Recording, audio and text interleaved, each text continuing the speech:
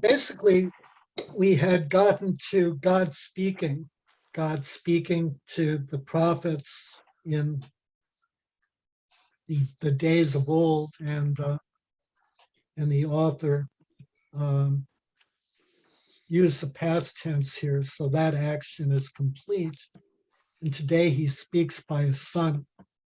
Why don't we actually begin by reading those first 4 verses once again, since they are very brilliant and in some ways a summary of the whole of the letter. Chapter 1, verse 1. In many and various ways, God spoke of old to our fathers by the prophets, but in these last days, he has spoken to us by his Son, whom he appointed the heir of all things, through whom also he created the ages.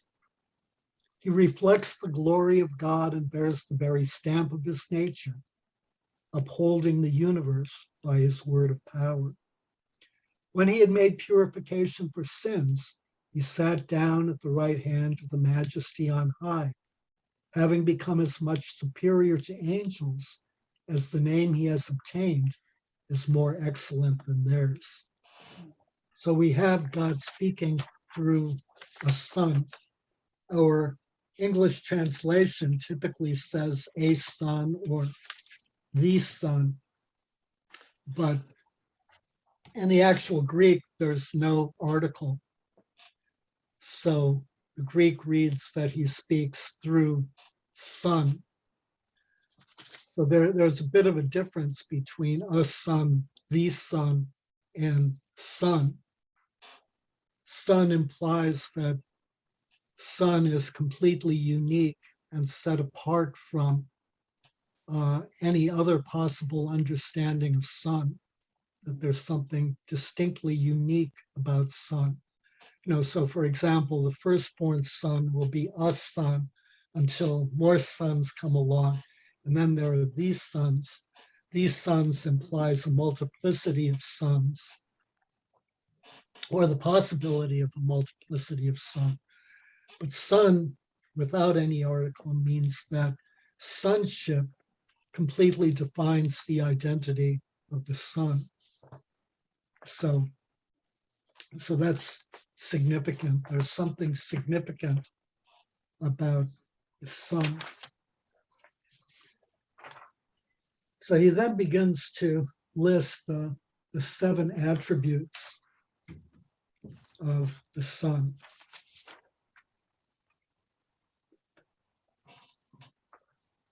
The first of which is that appointed the heir of all things. So any thoughts about what that means? For him to be an heir? Mm-hmm.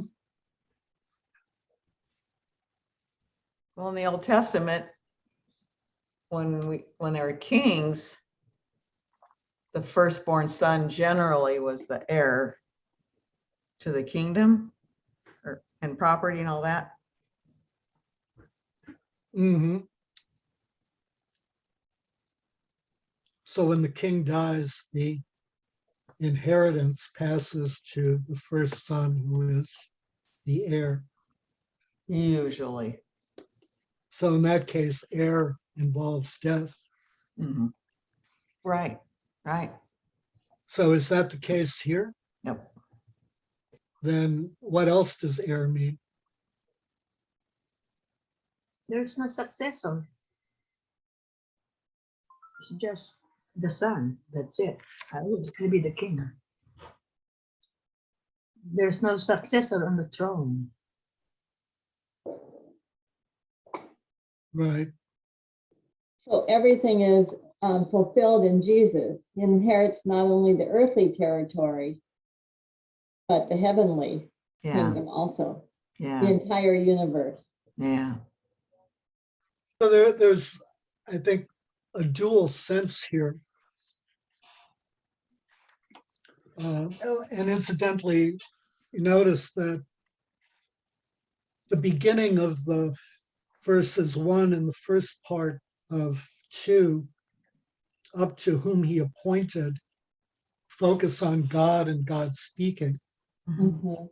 But then with the parenthetical, through whom he also created the ages, and what is in Greek a single long sentence with a number of parentheticals. Now all focus on the Son. So the focus here is exclusively on sonship. So heir, you become an heir, or you're named an heir and receive your inheritance when someone dies. That would seem to be inapplicable, but it's not fully inapplicable. Who dies?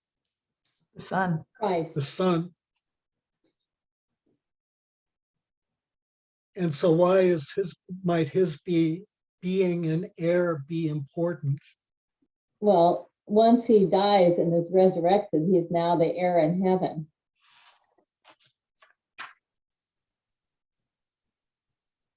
Yeah, although that's kind of I think in a different sense. I mean, yeah, you're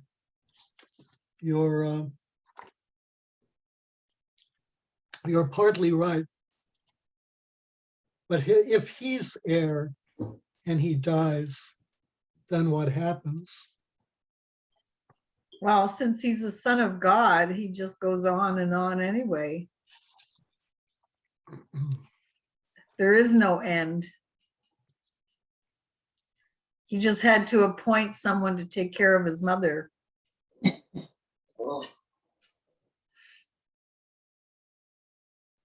So who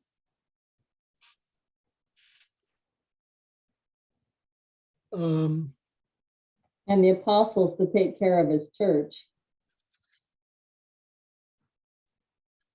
right. So he leaves behind a church, or bequeaths a church. What else?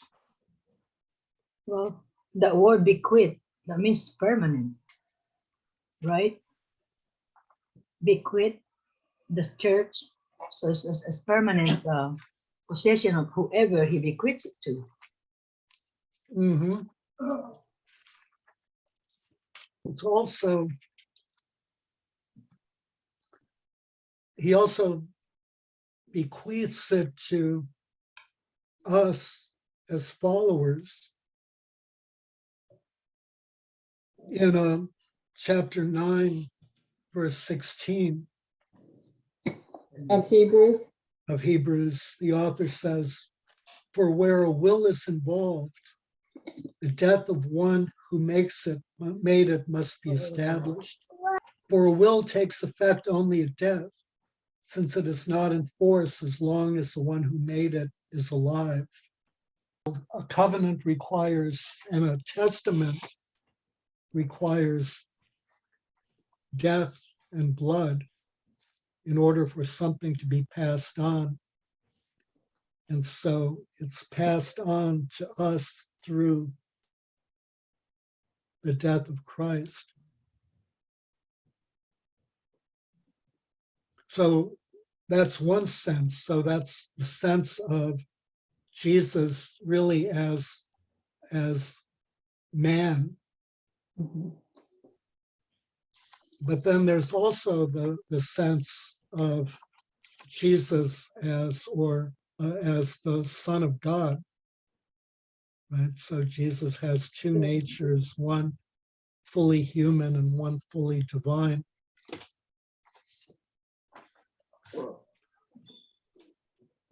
And so the most common understanding of heir isn't that it requires death, is that it's something given by God the Father. For example, in chapter 6, verse 12, the author of Hebrews talks about those who through faith and patience inherit the promises. So the promises are given them by God, not because someone dies, but because of their own faith and patience. In Numbers, God tells Aaron that the Levites have no inheritance and that the remaining 11 tribes have an inheritance. For that to be meaningful in the context of the traditional understanding of a death is required, that would mean that God has to die in order for the 11 tribes to receive their inheritance and the Levites not. But that's obviously not what it means. It means that their inheritance is a gift from God. And so in that sense, let's take a look at Psalm 2. It's a coronation psalm, and it was frequently quoted in the history of the early church. Why don't we read the whole thing? If you remember from Matthew, the plotting of Matthew was presenting the Passion, starting with the plotting of Jesus' death as an enactment, in fact, of Psalm 2. Why do the nations conspire and the peoples plot in vain? The kings of the earth set themselves and the rulers take counsel together against the Lord and his anointed, saying, let us burst their bonds asunder and cast their cords from us. He who sits in the heavens laughs, the Lord has them in derision. Then he will speak to them in his wrath and terrify them in his fury, saying, I have set my king on Zion, my holy mountain. I will tell of the decree of the Lord. He said to me, you are my son, today I have begotten you. Ask of me, and I will make the nations your heritage, and the ends of the earth your possession. You shall break them with the rod of iron, and dash them in pieces like a potter's vessel. Now therefore, kings, O kings, be wise. Be warned, O rulers of the earth. Serve the Lord with fear, with trembling rejoice, lest he be angry and you perish in the way, for his wrath is quickly kindled. Ask of me, and I will make the nations your heritage, and the ends of the earth your possession. So the author is drawing on Psalm 2, and he'll use Psalm 2 in a number of other places in the epistle. But he's going well beyond Psalm 2. The Son is the heir not only of the nations and the ends of the earth, but of all things. So the author also uses the term appointed heir. Does that mean that the Son of God was not all along the heir, but had to be named the heir? So incidentally, the part of the sort of level of discomfort with Hebrews in the early history of the church in terms of naming it canonical centered on statements like this, which were used by assorted heretical groups to show that Jesus was a man who was promoted to God or rewarded with the title of God for his obedience to going to the cross, so that he wasn't really God, didn't pre-exist anything, etc. So what about that appointed heir of all things? I think that happened when he was first at the very beginning. Always was. There is no beginning. That's what I'm trying to say.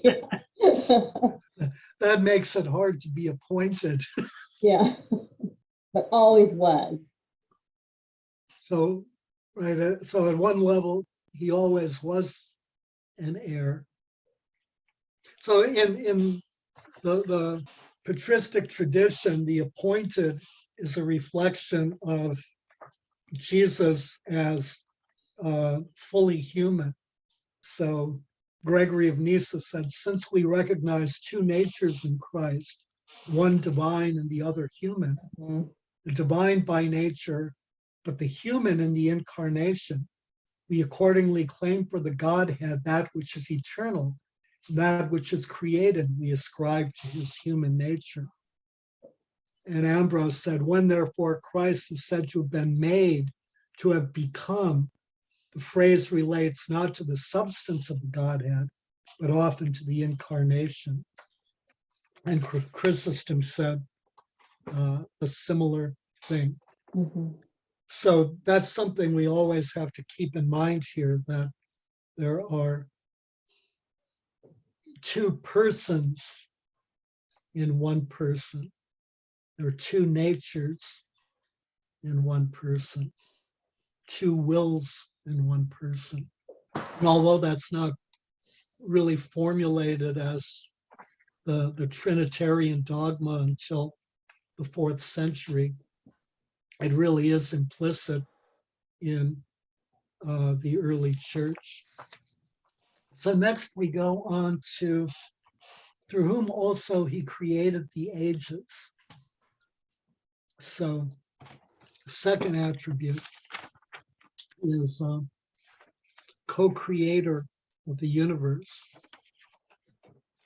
Well, starting here, the author of Hebrews is drawing on the wisdom tradition. The wisdom tradition is very weakly reflected in the book of Proverbs.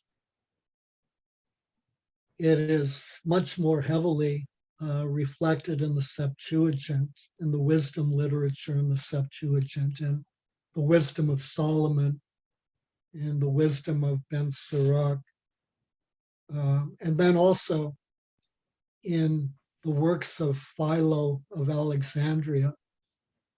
So wisdom theology within Judaism was especially prominent or especially articulated among Jews in Alexandria, and then particularly by Philo, who of Alexandria, obviously.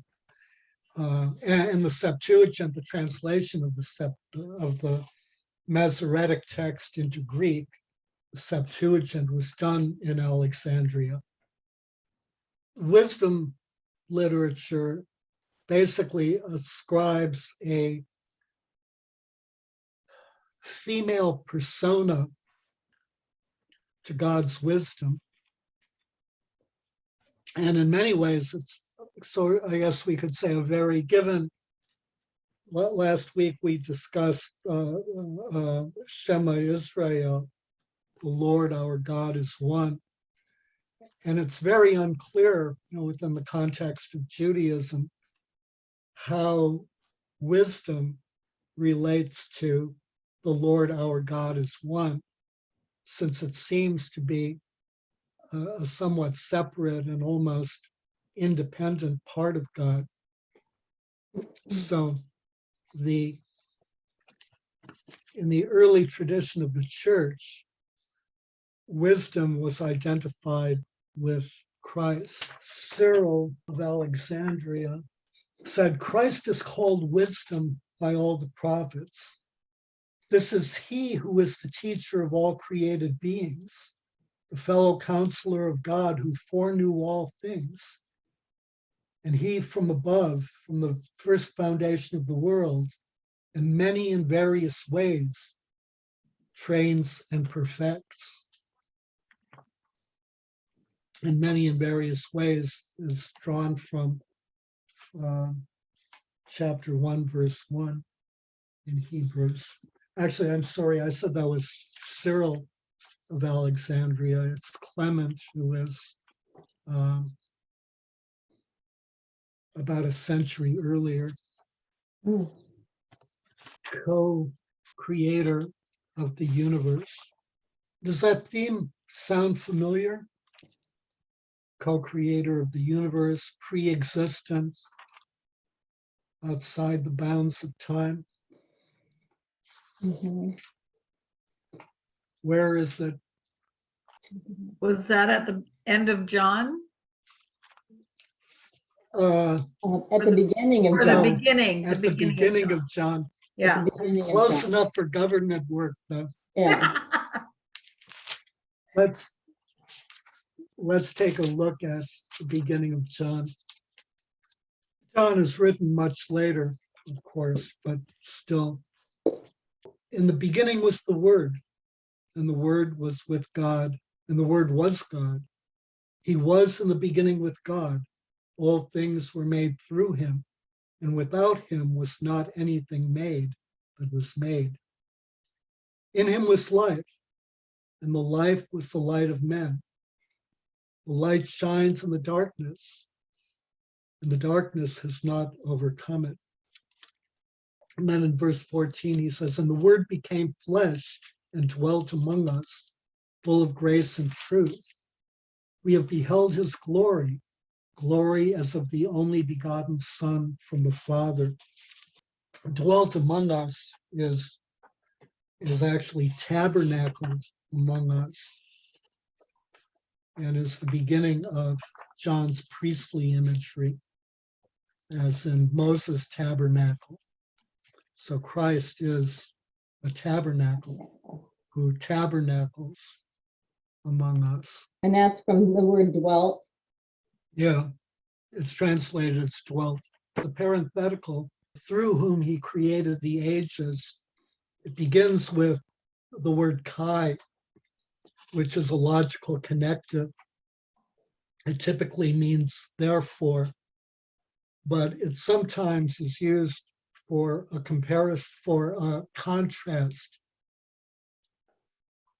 And in this case, it's almost certainly sort of a contrast used in sort of an adversative sense, so that despite being heir, nevertheless, the Son is the co-creator of all things. Let's take a look at some of the wisdom tradition upon which the author of Hebrews is drawing. Let's take a look at the wisdom of Solomon, chapter 9, verses 9 and 11. Ron, is that the Song of Solomon?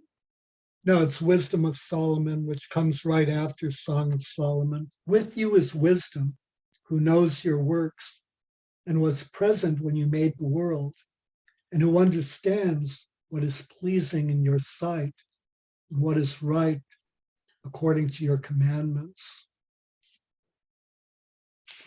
So wisdom is with God in his creative activity in creating the world. Then go back one chapter to chapter 8, verses 5 and 6. Actually starting at 4. For she is an initiate in the knowledge of God and an associate in his works. If riches are a desirable possession in life, what is richer than wisdom, who affects all things? And if understanding is effective, what more than she is a fashioner of what exists? So she pre-exists creation. She produces all things. She's the fashioner of all things. So we have the heir in two senses.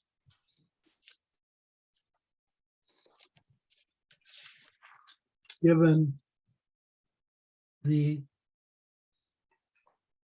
really the fullness of God and all that God possesses as son and heir.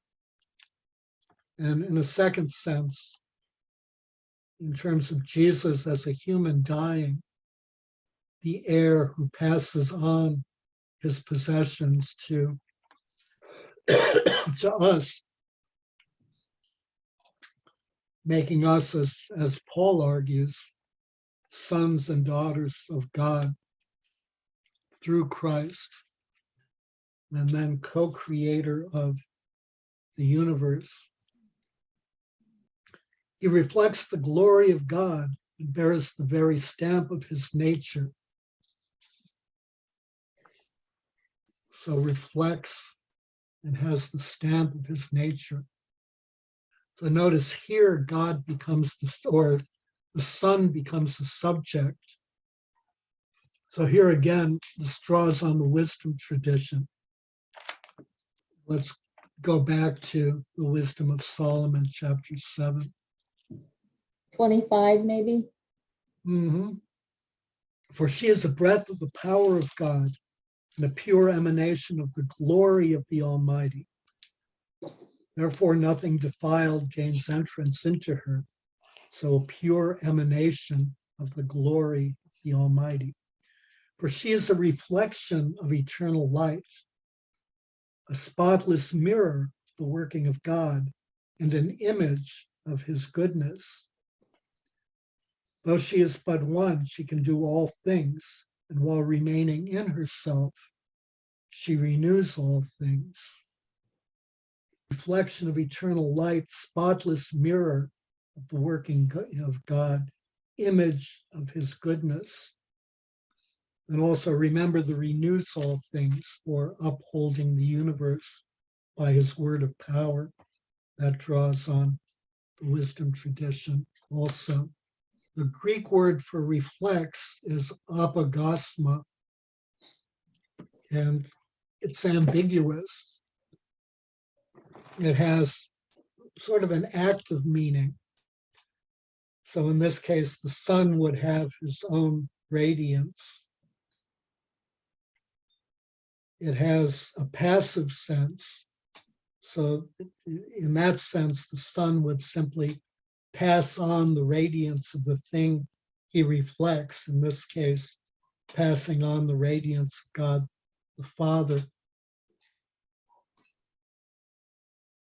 Or it can also, in some sense, be sort of interactive, that the sun reflects radiance, and that radiance also illuminates the thing that gives it radiance, in this case, God the Father.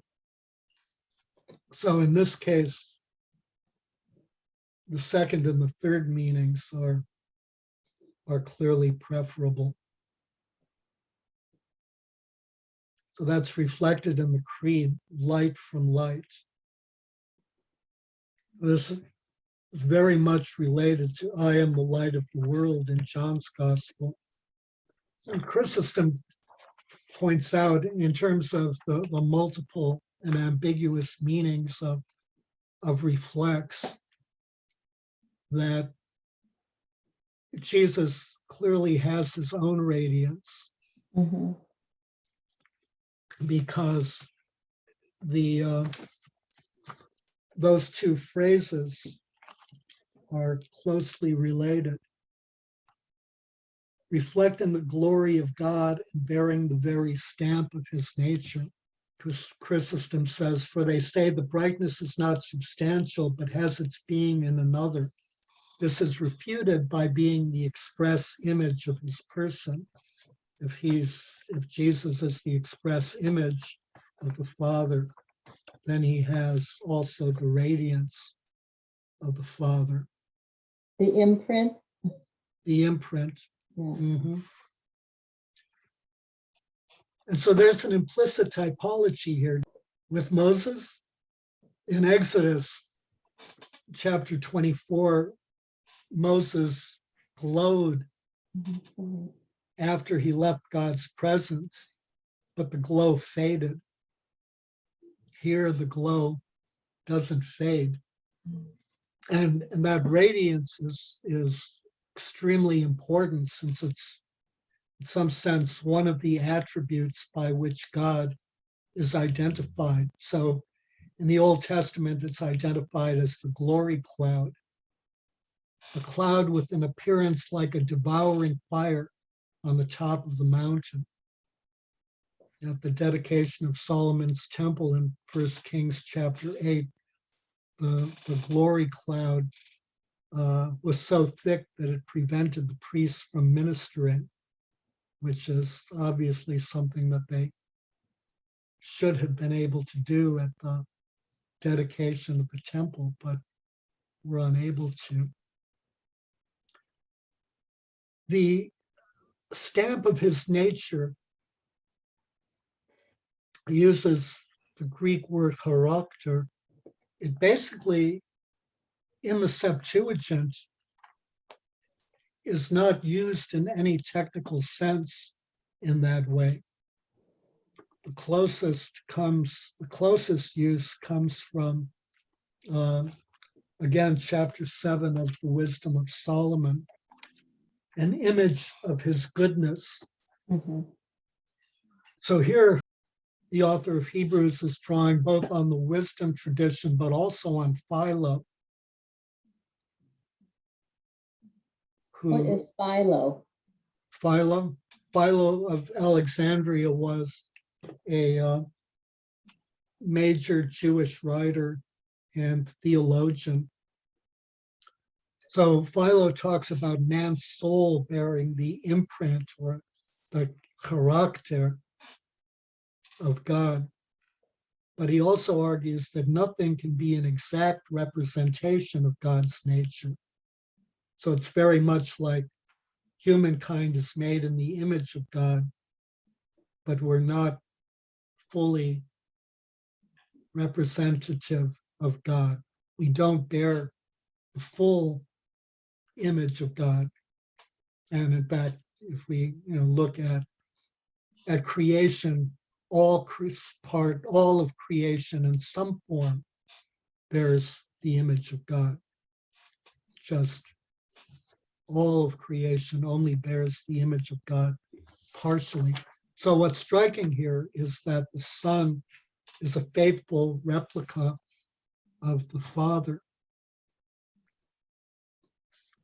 The Greek word used is hypostasis. Does that sound familiar? Hypostatic union. What is that?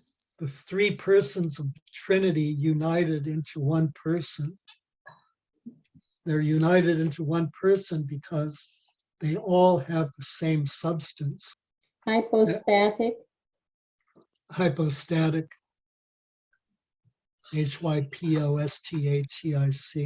Or in the words of the Creed, consubstantial. Mhm. Okay. Consubstantial with the Father.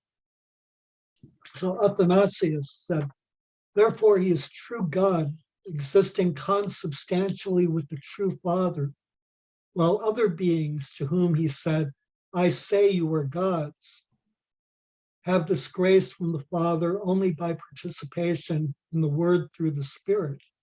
For he is the very stamp of the Father's being, and light from light, and the power and true image of the Father's substance.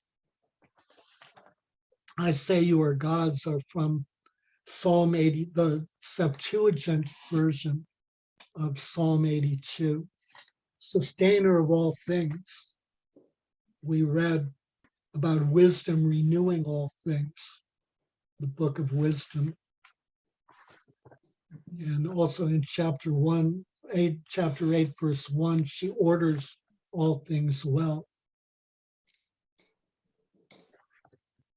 So the Son both is involved in creation and involved in its continuation. He upholds all things by his word of power. And there again, going back to John, in the beginning was the Word, and the Word was with God.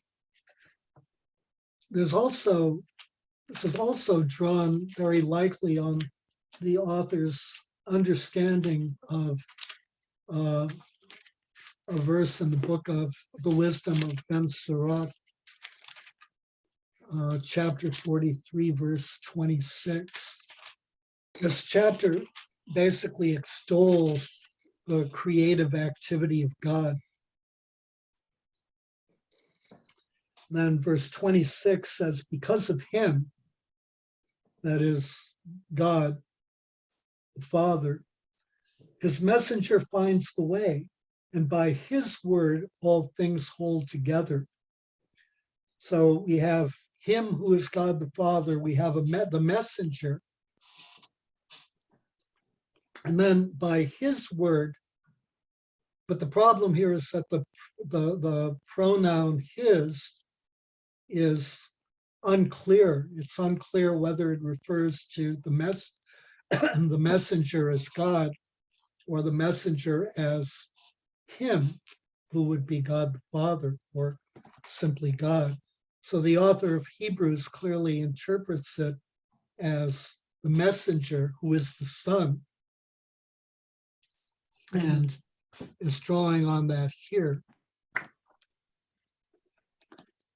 And then also here again, there's an implicit typological reference.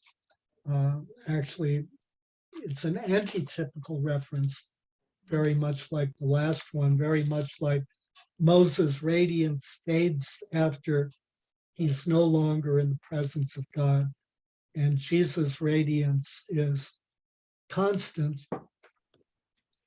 The Son is the sustainer of all things. But in Deuteronomy,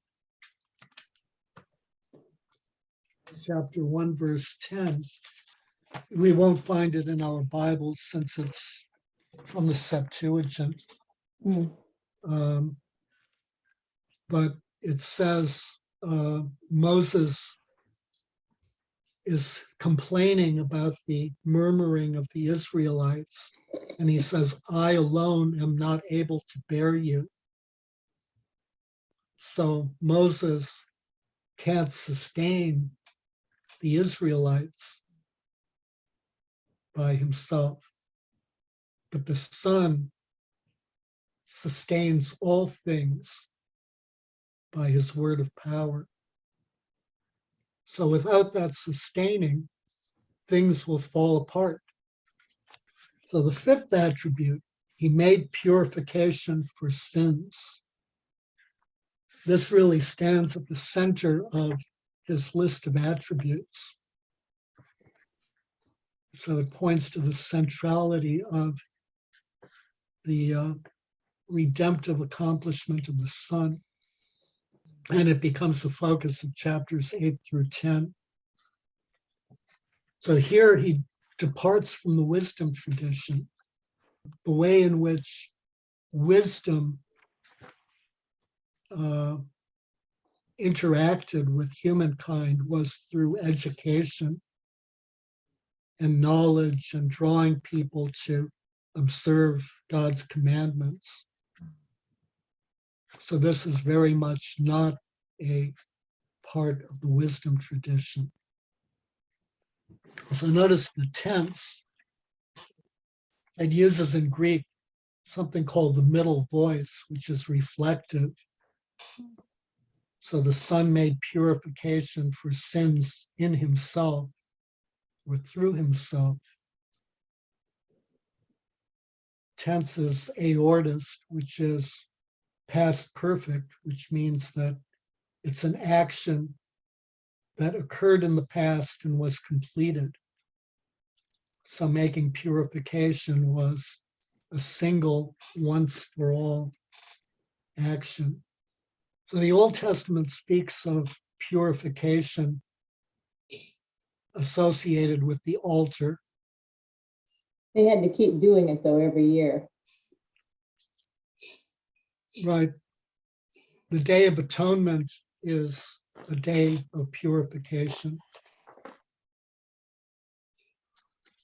There's a regular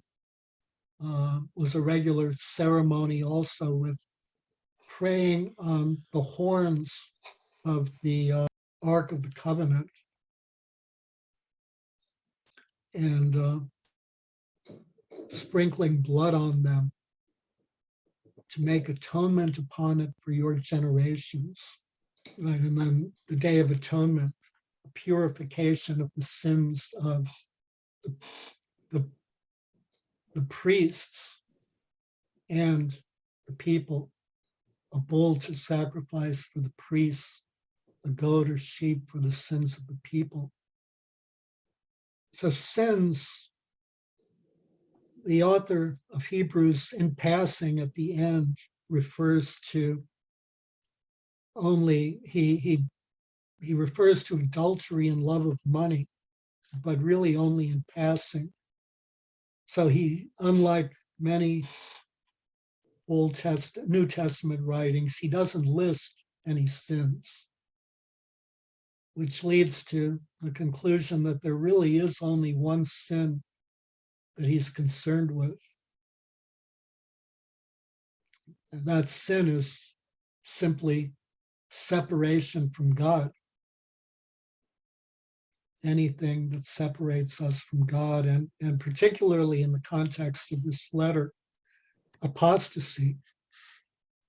So what is the implication of the himself, or the middle voice, the fact that this is reflexive, that the Son himself makes purification for sin? What's required to make purification? A sacrifice. A sacrifice by The human Jesus in this case. more generally, what's required for a purification? High priest. A priest and a thing to sacrifice, right? So he's pointing to Jesus as being both the priest and the sacrifice. So he doesn't say that explicitly, but it's implicit here. And his really important, one of his really important contributions is to explicitly identify Jesus as our high priest. And so because Jesus is both high priest and victim, both the one performing the sacrifice and the one being sacrificed, it prepares a new order of relationships between humanity and God. So seated at the right hand, that's drawn from Psalm 10. And it's a major theme in the New Testament. It's mentioned by Paul, by Matthew, by Mark, by Luke. Let's look at Psalm 110. The psalm is used extensively in Hebrews by the author. The Lord sends forth from Zion your mighty scepter. Rule in the midst of your foes. Yours is dominion on the day you lead your host in holy splendor. From the womb of the morning, I begot you. The Lord has sworn and will not change his mind. You are a priest forever, according to the order of Melchizedek. The Lord is at your right hand. He will shatter kings on the day of his wrath. He will execute judgment among the nations, filling them with corpses. He will shatter chiefs over the wide earth. He will drink from the brook by the way. Therefore, he will lift up his head. Will sit at my right hand. So we know from that God has hands, and that you can be seated on his right or on his left. Right? No, I don't think so. That was a little right hand joke. So what does right hand mean? What does seated mean? It's the right hand is the position of power position of honor, Mm-hmm. and he's not necessarily sitting. Sitting is a metaphor. What is it a metaphor for? It's also typological. So sitting has, within this context, a number of meanings. The first is that he has made purification for sins, so the work is finished. So seating indicates that there's nothing further to be done. Everything that needs to be done is completed. Sitting, also related to that, is the fact that priests stand. Priests don't sit. And so there's, again, an antitype. Jesus, the Son, is the antitype of the priests, whereas they have to stand, he can sit. They have to do the same thing over and over and over and stand, and he does it once and sits. Then also, in terms of dignity, Mhm. You can't stand in the presence of the Almighty God.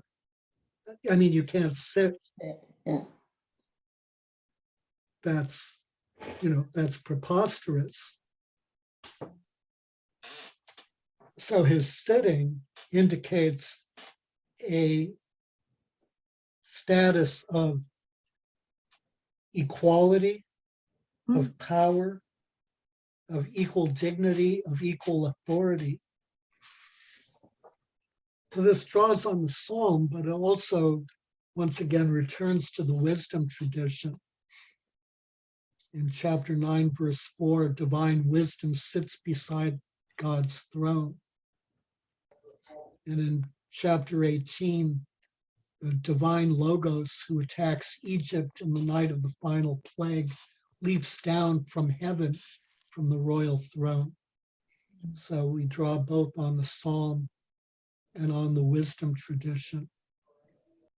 With that, we probably should, we haven't finished the seventh attribute, but we can do that next week as the seventh attribute, the last part of chapter 1, verse 4, is the introduction to the body of chapter 1, or the rest of chapter 1, where the author of Hebrews tries to doesn't try to, shows why Jesus is higher than, or the Son is higher than the angels. So we can discuss those all together. The question being why he's doing this at all, and who, I mean, in our own time, nobody would even think of any comparison between the Son and the angels. That seems self-evident. So the question is why? Why is he doing this? Hey, Ron, can you just state the 7, like in one word? I mean, that was a long talking, but I wasn't able to write down 7 attributes. He didn't finish. Okay, so Jesus is Period. the pre-existent Son of the same substance of the Father, who with the Father created the world, who sustains all things, who created the universe, and who sustains all things in the universe through his word of power, who also is himself the heir who inherits all of the possessions or all of the authority and all of the power of God, which he in turn, as a man, can pass on to humans, which he does by making purification for sin. So that covers 6 of the 7 and leaves out the angels.